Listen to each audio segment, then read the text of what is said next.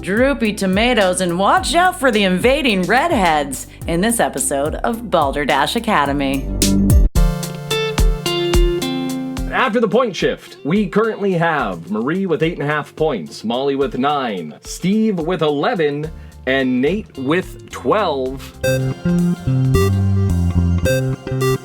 It's time for our final pop quiz of the night.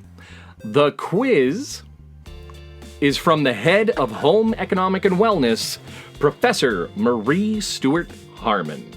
Hello, everybody. So in this time of stay at home, everybody's, learning how to utilize their homestead a little bit more, and people are growing tomatoes, along with many other things. But today I'd like to talk to you about tomatoes. You'd think, because of how beautiful this baby tomato plant looks, that growing tomatoes is very easy, and it can be. However, sometimes the tomato leaves droop and get really sad looking. And I would like to know from you guys what you would do if your tomato plant was looking very sad and had droopy leaves. Molly, I know that you have quite the homestead. You've got animals, you've got little chickens. I know you were working on your garden beds the other day. What would you do? Well, I love that you asked, and it's kind of a little thing I keep in my pocket, but I'm happy to share it with you all, especially in this time when everybody is, growing victory gardens and really trying to step up their homesteading. What I do, and this is very well known, is that all plants enjoy music, right? So I will often go outside, and my plants in particular love Come Sail Away. And so I will play that on repeat for about 3 hours. And I swear to God, you come out after and you see a little lift going on. They just need a morale boost. They need a little ditty, So it might not be Come Sail Away for your particular plants. This year it is for mine. So come sail away with the tomato plant. Oh, thank you. You're welcome. Come sail away. Gentlemen, either of you have any ideas for how to boost up your sad tomato plants? I think everybody has their own little tricks and everything, and each tomato plant's an individual.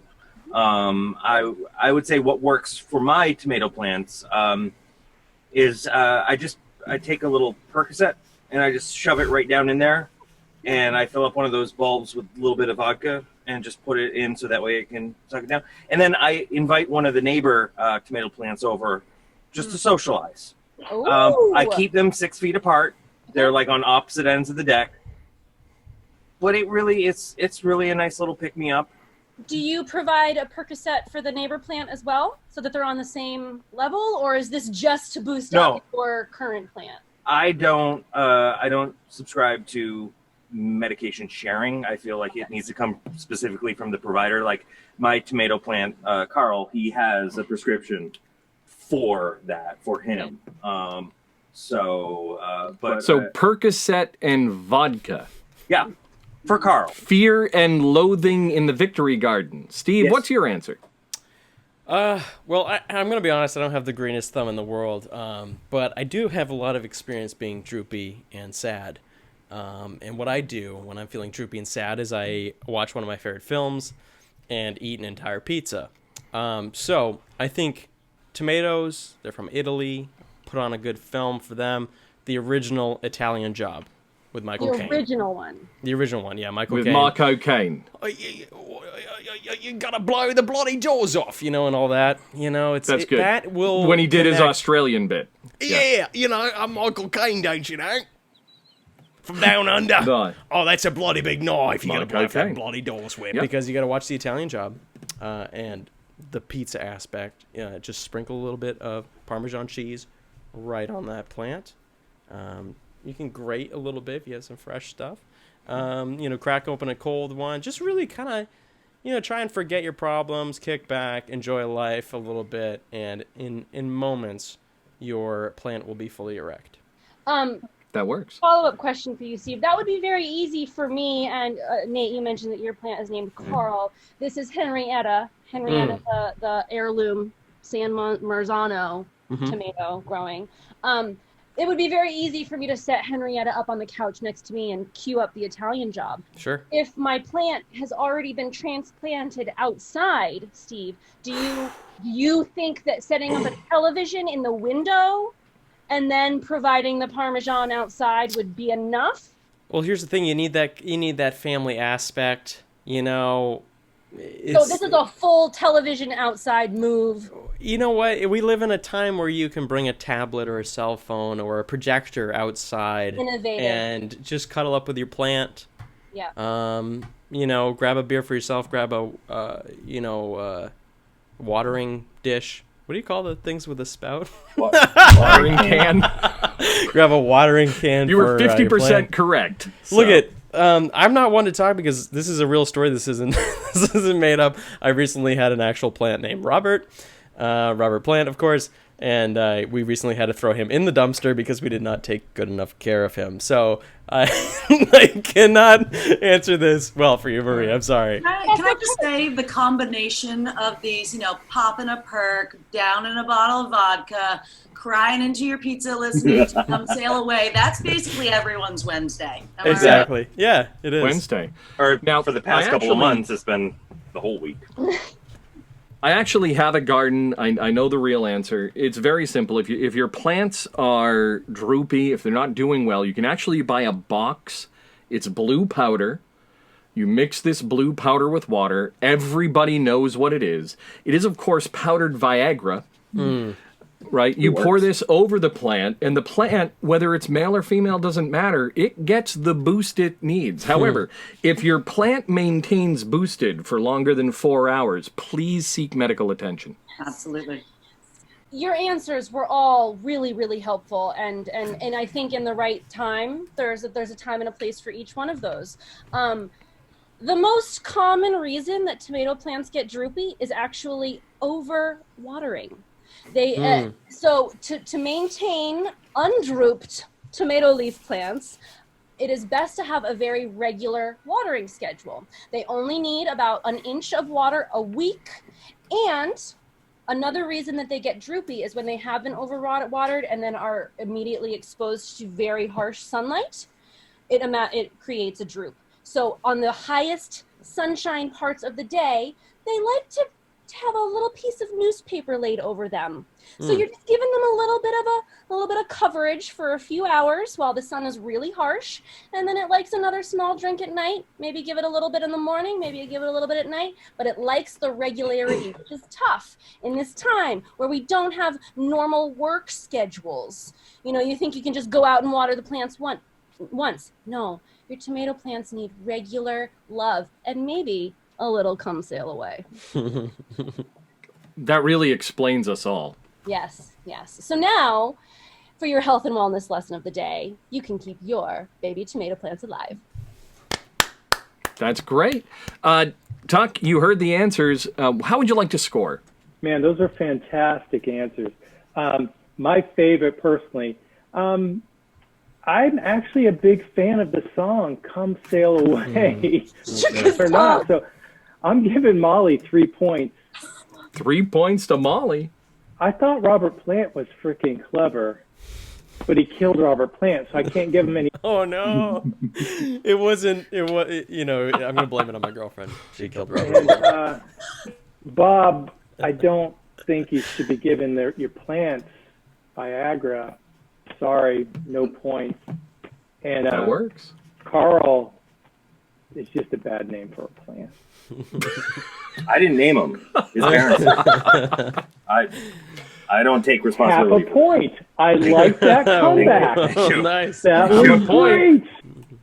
Hey, I gotta tell you, Carl's a sucky name for a plant, and he's kind of a douche. Give him a. You know what? We're gonna bounce that up to 1 point. Thank Wow. Thank you. Point. Nate, you're redeeming yourself. I love it. See, I told you, teacher's pet right here. Right now, the green nosing. Would that be green nosing? Green nosing, exactly. Green. Right now, the scores are Marie at last place with 8.5 points. Oh no. Steve with 11.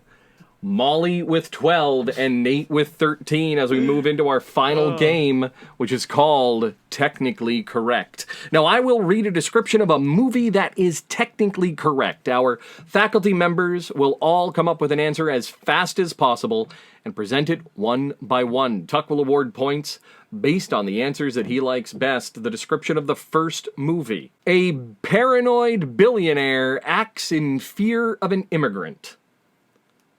A paranoid billionaire acts in fear of an immigrant. Nate. Legally Blonde. Legally Blonde. Steve, you have one. Batman. Batman. Molly. Annie. Annie. Anne Marie. Good one. If billionaire could be quality of life, it's The Jungle Book. Jungle Book. You have man. a few answers that were technically correct. However, everybody knows that the real answer is Batman vs. Superman. Steve has the closest answer. Tuck, would you like to score points at all for that question? Yeah, Molly's made me actually laugh out loud. We're going to give Molly 1 point there. 1 point to Molly. Those redheads. Now, moving into our the next country. movie... Damn redheads. So the next movie, a small town doctor brings people together in surprising ways.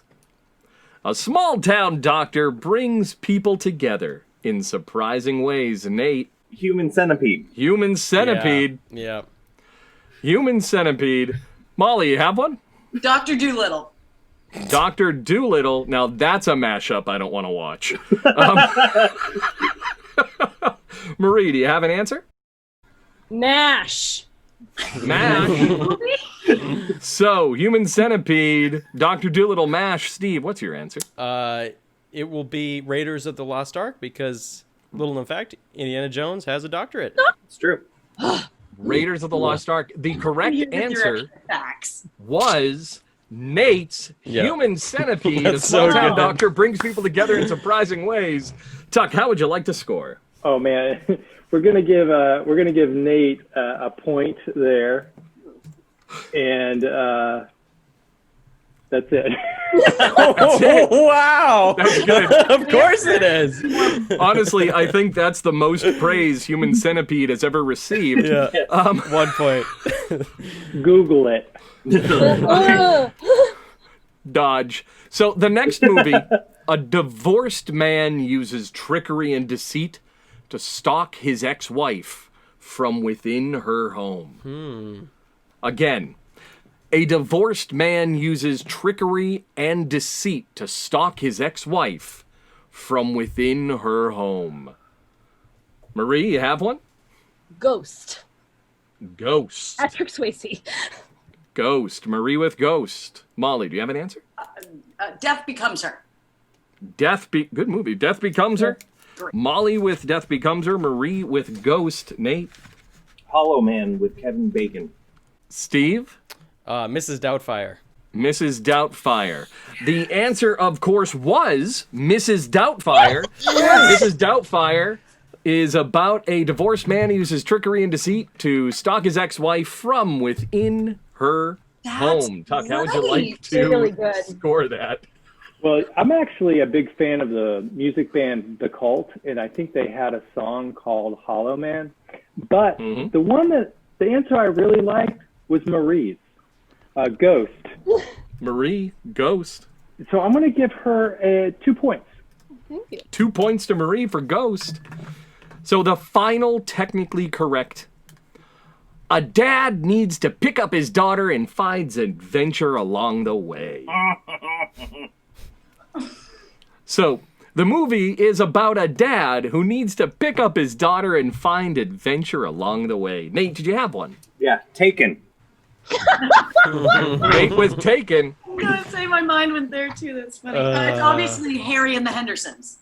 Harry and the Hendersons for Molly. Steve, you got an answer? It's obviously Taken 2. Yes. Taken 2. Marie? It's obviously The Parent Trap.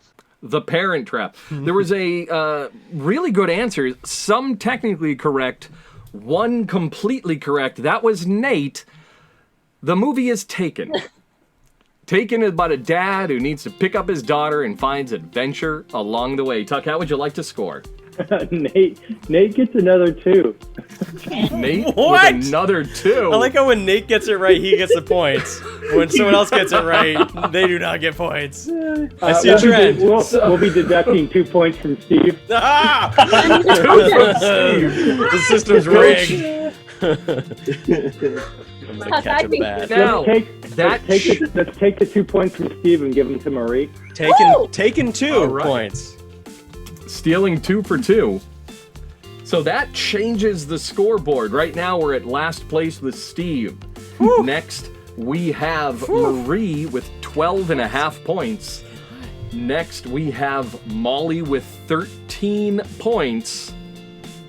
So that means Nate is in the lead with 16. Nobody's surprised. Gotta chase him. That also means that it's time for our moral for tonight's assembly.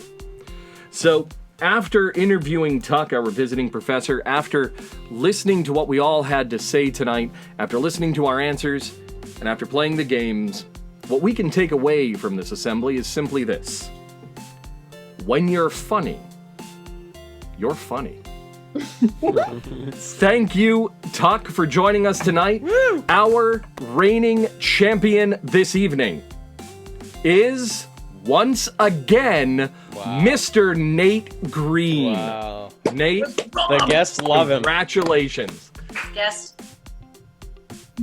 Thank you for joining us here at Balderdash Academy. Make sure to like and subscribe to this video.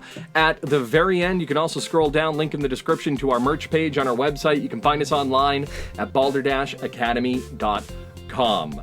So, thank you for joining us. Have a good night.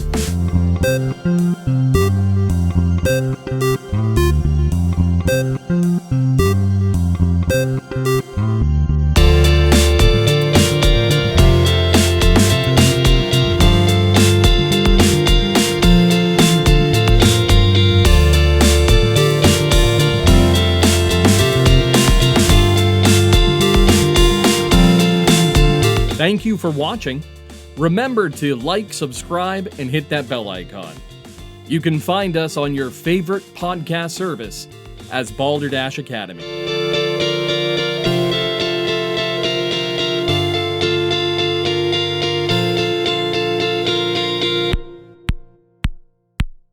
Go Dashers!